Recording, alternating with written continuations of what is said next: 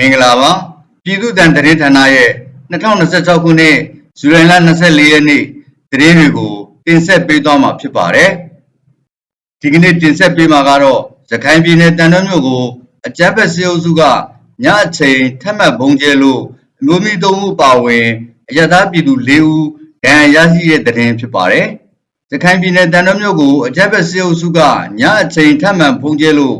အမျိုးသမီး3ဦးပါဝင်အရသာပြည်သူ4ဦးဒဏ်ရာရရှိသွားခဲ့တယ်လို့သိရပါတယ်။တန်တွဲမြို့အမတ်ပထရပ်ကွက်ကိုဇူလိုင်လ24ရက်နေ့ည12:20မှာအကြမ်းဖက်စစ်အုပ်စုရဲ့ဂျက်တိုက်လေယာဉ်တစ်စီးကဘုံနှလုံးကျဲချခဲ့လို့တန်တွဲမြို့အမတ်9ရပ်ကွက်နေ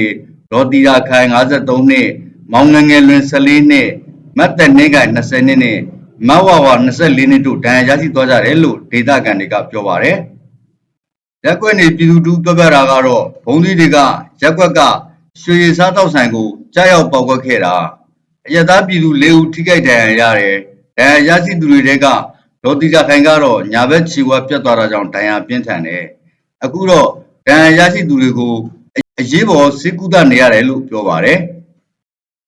အခုလိုညအချိန်ဘုံကျက်ခံရလို့အမတ်9ရက်ကွက်ကလူနေအိမ်အချို့လဲထိခိုက်ပျက်စီးသွားခဲ့ပါတယ်အကြမ်းဖက်စစ်အုပ်စုဟာဇူလိုင်လ23ရက်နေ့လယ်ကလည်းတန်တွဲမြို့နယ်ငပလီမြို့ကိုဂျက်တိုက်လေယာဉ်နဲ့ဘုံ3လုံးကျဲချတိုက်ခိုက်ခဲ့တာကြောင့်တစ်နှစ်ကျော်ရွယ်ကလေးတူးနဲ့ဆရာတော်တစ်ပါးအပါအဝင်အရသာပြည်သူ9ဦးထိခိုက်ဒဏ်ရာရရှိခဲ့ပါသေးတယ်။ပြီးခဲ့တဲ့ဇူလိုင်လ19ရက်ညနေပိုင်းကလည်းတန်တွဲမြို့ကိုအကြမ်းဖက်စစ်အုပ်စုက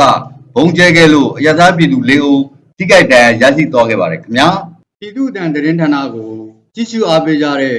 မြန်မာပြည်သူပြည်သားအားလုံးဘေးပရာဝေးကွာပြီးကိုယ်စိတ်နှပြကျမ်းမာချမ်းသာကြပါစေခင်ဗျာ